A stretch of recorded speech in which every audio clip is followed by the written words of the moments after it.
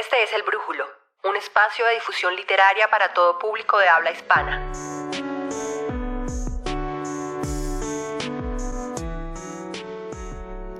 Hola a todos, bienvenidos a este último episodio dedicado a Yurupari.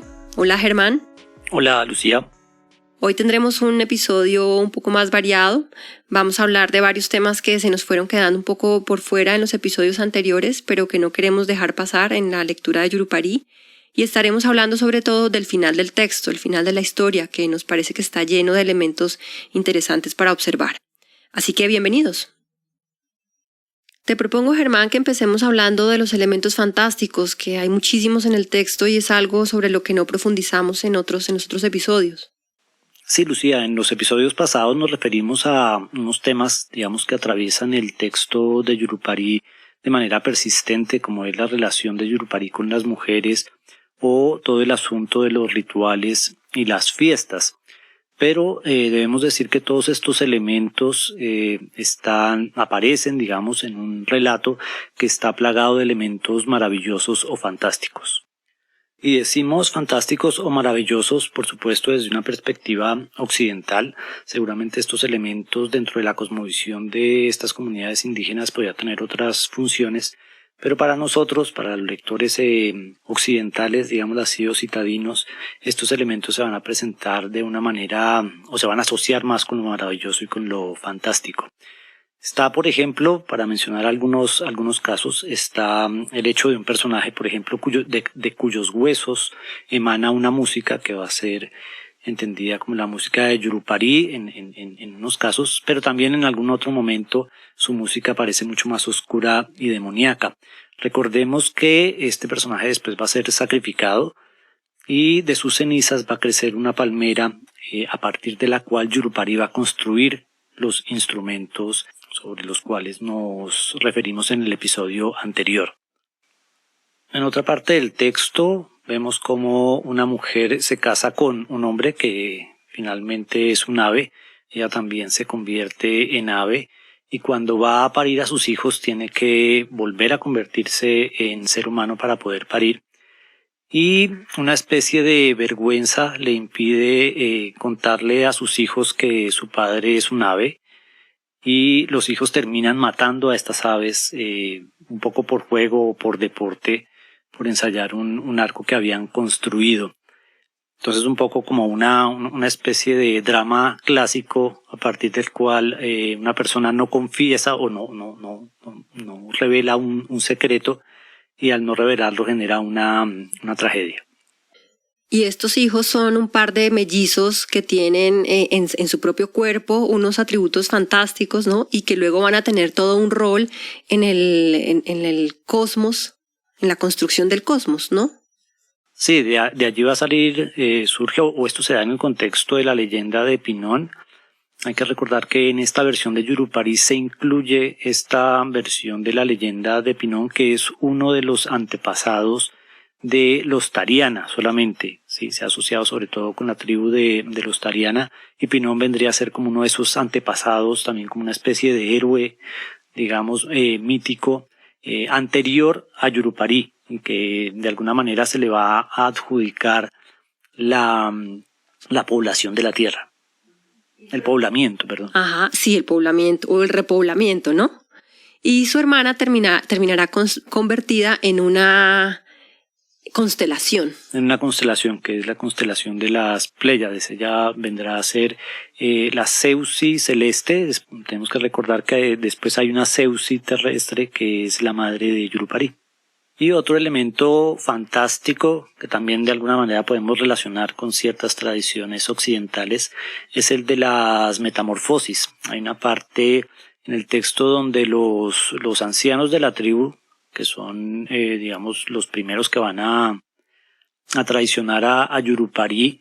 Yurupari se va a vengar de ellos y la venganza va a consistir en una serie de persecuciones a lo largo de la selva, pero estas persecuciones van a tener la particularidad de que no son persecuciones de seres humanos a seres humanos, sino de animales a animales. Se van convirtiendo en diferentes momentos de la persecución en animales y de alguna manera todo esto termina representando como una especie de cadena alimenticia, como de cadena trófica a partir de la cual unos animales se van comiendo a otros, por decirlo así. Bueno, ahí estás dejando por fuera otro elemento muy importante en esa persecución, y es que esa transformación de los héroes, que son humanos, es posible gracias a un amuleto que ellos se introducen en la nariz, ¿no? Y entonces, de hecho, las transformaciones solo son posibles mientras ellos tengan el amuleto dentro de la nariz. Sí, el amuleto, que es uno de los elementos mágicos solares, porque estos amuletos surgen de la mochila con la que viene Yurupari, y el texto nos dice que es una mochila que es entregada por el sol, ¿no? Y es la mochila que además es el emblema del reconocimiento del payé. Sí, el payé, recordemos que es solamente un poder en la comunidad, ¿no? Es el el poder un poco entre mago y médico y sanador, como un poder espiritual, pero está también el poder del Tuijabá, y lo interesante o lo que resalta en Yurupari es que él es el único héroe que tiene estos dos poderes reunidos. Sí, cuando Yurupari llega, digamos, a la tribu y es reconocido como líder, los hombres lo van a investir como Tuijabá, es decir, como jefe. El Tuijabá es el jefe, digámoslo así, político de la tribu, y Yurupari, digamos que rechaza esa investidura, pero no porque la quiera rechazar de pleno, sino porque luego vemos cómo es la luna la que le va a otorgar esa investidura. Y digamos que allí vamos a encontrar una posición muy interesante anclada en Yurupari, y es que Yurupari va a adquirir los poderes políticos de la luna, pero es un ser solar, y del sol va a recibir, digámoslo así, los poderes del payé. Entonces vemos aquí, digamos, algo muy interesante, una estructura muy interesante, y es cómo lo político está asociado, digamos, con la luna, y cómo lo espiritual está asociado con lo solar. Uh-huh. Que en otra, digamos, línea también podría ser interpretado como la confluencia del poder que viene de lo femenino, que sería lo lunar, y de lo masculino, que sería lo solar. Sí, allí podemos ver una estructura muy interesante, y es como por un lado parece organizarse lo que es lo político, lo terrestre, lo femenino y lo lunar por un lado, y por otro tenemos como lo espiritual, lo solar y lo masculino, de alguna manera. Sí, de hecho, conectando esto con la vida cotidiana de las comunidades, vemos cómo allí a la mujer se le asigna el trabajo de la chacra, el trabajo de la tierra, mientras que los hombres van a tener a cargo la organización de los rituales. Entonces coincide con esta misma dualidad que planteamos. Sí, y allí se relaciona esto también con el asunto del secreto, y digamos con esa división ritual entre la mujer y el hombre. Ahora, no quiero que dejemos por fuera un elemento que está también muy presente en lo fantástico, Germán, y es el asunto del cuerpo, que el cuerpo tiene una gran presencia a lo largo de todo el texto. Entonces tú lo mencionabas ahorita cuando hablabas, por ejemplo, de las transformaciones de los animales o de los humanos en uno y en otro animal, y cómo la muerte de esos animales finalmente ocurre a partir de las características mismas de los animales en los cuales se transforman los héroes. Hablabas también de los huesos de Walry, que son huesos sonoros, que luego van a fundar lo sagrado, pero nace en el cuerpo ese poder.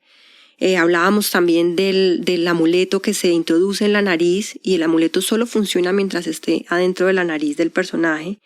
Y hay muchísimos otros elementos, ¿no? Estaba también la insistencia en las dietas dentro de las leyes de Yurupari, que es un elemento súper importante para la vida de las comunidades en la Amazonía, el cuidado de la dieta, lo que se puede comer en una o en otra temporada, cómo la dieta es algo que rige los rituales, que es intrínseco a los rituales mismos. Y otro elemento que a mí me llamó mucho la atención a lo largo de todo el texto de Yurupari es la presencia del placer sexual. Decíamos que vemos que hay muchísimas fiestas a lo largo de todo el texto, una tras otra. Son fiestas que duran 4 o 5 días y vuelven a empezar. Son fiestas en las que hay orgías explícitas, no hay ningún pudor en hablar de orgías. De hecho, vemos a Yurupari junto con otro payé, un poco como husmeando la orgía y casi viéndola con malicia y riéndose de lo que ven allí que ocurre. Y en particular, además, encontramos en el texto la presencia del placer femenino. Se insiste mucho en el placer femenino sin que sea planteado a través de un juicio o con un sesgo ni con ningún pudor, sino como un elemento más de la naturaleza. Solamente quiero leer una pequeña cita sobre eso, Germán, que aparece en la primera escena cuando las mujeres se han reunido y se dan cuenta de que son descubiertas por el payé. Perdón, me corrijo, no es una escena que ocurre al comienzo, cuando el payé descubre a las mujeres, sino es más adelante cuando los ancianos se han reunido con mujeres de otra tribu. Son mujeres jóvenes que están tratando de acceder al secreto que ellos se supone que debían mantener oculto. Dice el texto: ahora eran los viejos quienes trataban de incitar a las jóvenes y como no podían con otra cosa, era con los dedos que delicadamente las estimulaban hasta que cada una se sintió transformada en una húmeda fuente. Y así como en este caso, vamos a encontrar a lo largo del texto distintas referencias directas, explícitas al placer femenino. Y lo que a mí me pareció muy interesante, dada la naturaleza de este texto, es ver cómo la referencia al placer femenino no está atravesada por ningún juicio, ni por el pudor, ni por una reserva, sino que se presenta siempre como un elemento natural y que además es recurrente, ¿no? Eso me pareció muy llamativo.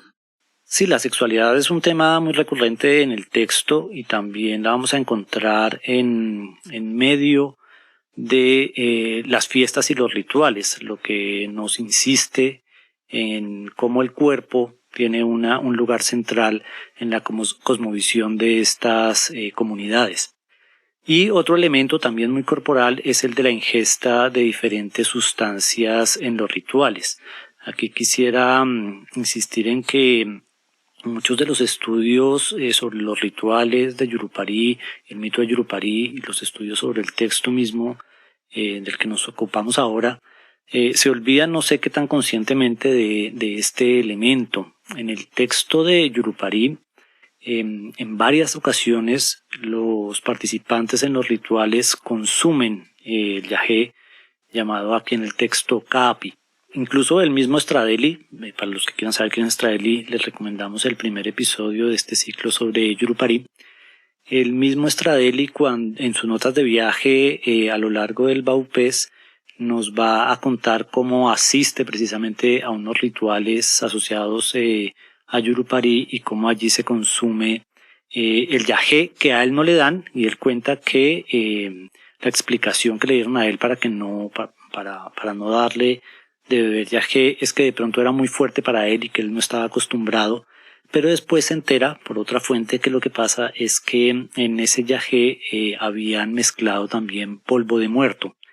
Él estaba en una ceremonia funeraria y digamos allí también se da el consumo de yagé, del cual no lo hacen partícipe porque precisamente tiene allí las cenizas del muerto que solamente, digamos, su familia, sus allegados podían consumir. Y un poco la explicación también era para que las cenizas o para que los restos del muerto no se fundan simplemente con el suelo, sino que de alguna manera la ingesta de estas cenizas o de este polvo de muerto era también una manera como de llevar al muerto consigo mismo. Que son escenas que también están en el texto, ¿no? En el texto también vemos no solamente el consumo del yagé, sino esta, como dices, ingesta de las cenizas, y que ratifica nuevamente, ¿no?, el lugar central del cuerpo en toda esta construcción que es fantástica, pero también profundamente material. Sí, otro elemento muy interesante y que también tiene que ver con la corporalidad es el asunto de la belleza corporal. En algún momento del texto los compañeros de Yurupari se encuentran con otra tribu que describen como una tribu de gente muy hermosa y de hecho dicen que los líderes se escogen a partir de quién es el más hermoso de la tribu, sin importar si es hombre o mujer. Y de hecho en ese momento en que se encuentran con la tribu, la líder de la tribu es una mujer que se consideraba el ser más bello entre los miembros de esa tribu. Que ella, de hecho, es una mujer que va a terminar teniendo un papel fundamental en el desarrollo del destino de Yurupari. Vamos a hablar de eso en un momento. Yo quería antes, Germán, hablar un poco de la especificidad de este héroe, que al compararlo con el modelo del héroe que hemos recibido desde los griegos, vemos que aquí hay unas características que a mi modo de ver lo hacen como un héroe distinto, un héroe singular. Entonces tenemos por un lado el hecho de que la misión que recibe Yurupari es una misión, que él no ha buscado, que él no ha elegido, que le es encomendada por el sol, le hemos dicho, y que de todas maneras no vemos a Yurupari a lo largo del texto desempeñando con orgullo o con alegría, casi que ni siquiera con optimismo, sino que más bien parece como una misión a la que él se resigna. Lo vemos en conflicto, no tanto con la misión, pero sí con la obligación que implica llevarla a cabo, y es la obligación de imponer castigos y de imponer justicia. Incluso el texto en algún punto se nos muestra que para Yurupari es una obligación penosa, la obligación de la justicia. Vemos que cuando, por ejemplo, después de imponer el primer castigo a las mujeres que estaban espiando a los hombres, que es convertirlas en piedra, dentro de esas mujeres estaba su madre, vemos a Yurupari llorando por haber tenido que imponer este castigo, y luego lo vemos forzado a prometer cómo les va a dar una sepultura en su cuerpo, no dejarlas abandonadas allí transformadas en piedra. Y luego a lo largo del texto, cuando él tiene que volver a imponer castigos, lo vemos tratando de evitarlo al máximo, tratando de organizar las cosas de otra manera para poder evitar esta obligación. Entonces está ese elemento, ¿no? Como el conflicto con lo que implica la misión que ha sido impuesta por otro. Y por otro lado tenemos el hecho de que es un héroe que es traicionado una y otra vez por los suyos, ¿no? Y él vuelve a confiar y vuelve a ser traicionado. Y es como si en algún sentido esta traición recurrente fuera parte de lo que lo lleva al final a desistir de su propia misión. Y de eso vamos a hablar más adelante. Yo por ahora quisiera como rescatar dos momentos que me parecieron muy significativos en el texto en relación con este tipo de héroe, que son momentos que están anclados en la imagen del reflejo.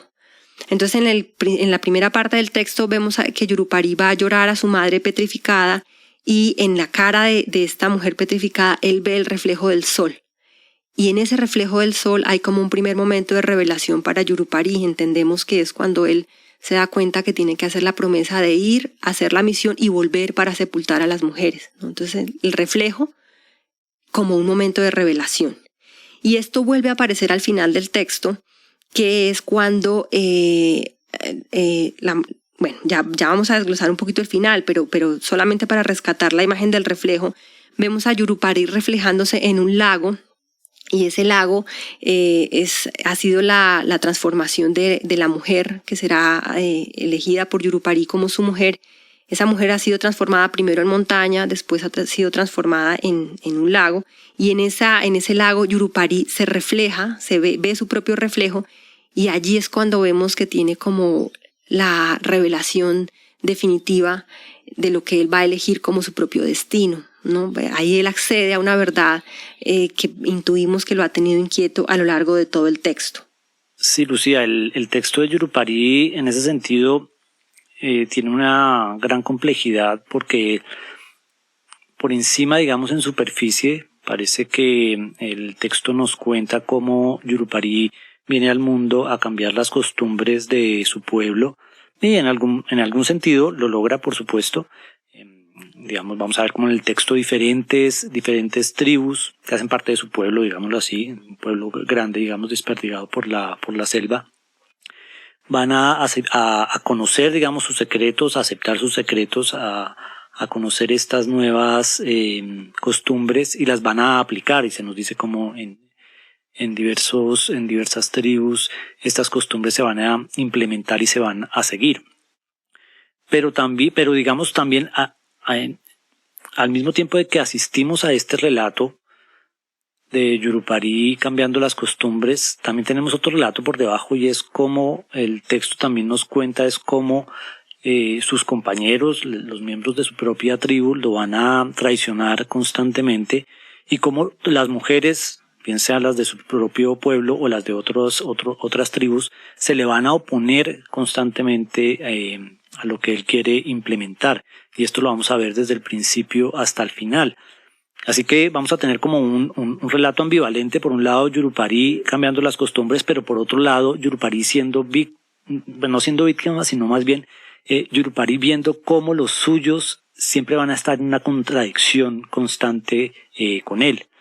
Y al final, lo que nos vamos a encontrar, digamos, la solución final, pues nos va a dejar una gran pregunta, y es finalmente cuál de estos dos relatos es el relato que llega a buen término. Y es que al final del relato, y me gustaría acá, Lucía, que leyéramos un poco un fragmento de esa parte. Nos vamos a enterar de la verdadera misión de Yurupari, y a partir de ahí vamos a decir algunas otras cosas. Sí, Germán, el texto que propones está hacia el final. No es propiamente el final, pero sí es una de las escenas finales. Dice así: le está hablando Yurupari a su compañero Karida. Hoy, Karida, es el último día que estaremos juntos y antes de separarnos quiero revelarte el secreto de mi misión sobre la Tierra. El Sol, desde que nació la Tierra, ha buscado una mujer perfecta para llevarla cerca de él, pero como aún no la ha encontrado, me dio parte de su poder para que viera si en el mundo puede encontrarse una mujer perfecta. ¿Y cuál es la perfección que el Sol desea?, le pregunta Karida. Que sea paciente, que sepa guardar un secreto y que no sea curiosa. Ninguna mujer existente hoy sobre la tierra reúne esas cualidades. Si una es paciente, no sabe guardar un secreto. Si sabe guardar un secreto, no es paciente. Y todas son curiosas. Quieren saberlo y experimentarlo todo. Entonces acá nos damos cuenta que al principio del texto se nos decía que Yurupari venía a cambiar las costumbres, pero ya al final se nos dice que su misión específica era encontrar una mujer perfecta que no encuentra. Pero vamos a ver un poquito antes lo que sucede. En las escenas anteriores a esto, Yurupari asiste a una boda de uno de los suyos con esta mujer hermosísima de esta tribu que elegía a sus jefes dentro de la gente más hermosa. Y allí, en ese matrimonio, Yurupari va a ser seducido por una mujer y digamos que va a ser tentado y a caer en esa tentación, como a lo largo del texto cayeron todos sus compañeros. ¿Sí? Es decir, que a él le va a pasar exactamente lo mismo. Es decir, él viene a cambiar las costumbres, pero no puede evitar sus impulsos, digamos, corporales, sus impulsos como ser humano, y termina comportándose como se comportan sus compañeros o como se comportan los seres humanos. Sí, pero no solamente es que él no pueda evitar sus impulsos, sino que también hay otra cosa que ocurre ahí en esa fiesta, y es que parece que tampoco se puede evitar que las mujeres terminen determinando la secuencia de los hechos, ¿no? Porque al final esta mujer, que es quien organiza la fiesta, en algún momento decide que quiere tomar a otro por marido y después elige quién va a ser esa mujer que va a acompañar a Yurupari, y él termina un poco cediendo a sus impulsos, pero también cediendo a la fuerza de las cosas que ha sido impuesta por las mujeres. Sí, a lo largo del texto las mujeres constantemente seducen a los hombres, y Yurupari, digamos, que castiga esa seducción, castiga a las mujeres y también castiga a los hombres que fueron seducidos, pero al final a él le pasa exactamente lo mismo. Viene a ser seducido y él cae en esa seducción. Por eso al otro día de la fiesta del matrimonio, él como que se da cuenta de esto y coge a la mujer que lo sedujo y se la lleva, ¿sí?, para convertirla en su esposa, y que ella no vaya, digamos, a encontrar otra persona o que se vaya a casar con otra persona. Y allí es donde nos encontramos con este diálogo entre Yurupari y Karida, donde le dice que realmente su misión era buscar la mujer perfecta, que no existe. Pero si nos damos cuenta, estamos en un relato que nos va a decir cómo él se lleva a la mujer que lo sedujo, la va a convertir en su esposa y se va a ir con ella. Entonces vamos a tener ahí dos imágenes contrapuestas, digamos, de manera muy fuerte, y es, por un lado, el Sol queriendo encontrar una mujer perfecta, que Yurupari no le encuentra, pero él sí encuentra a su mujer perfecta, por decirlo así.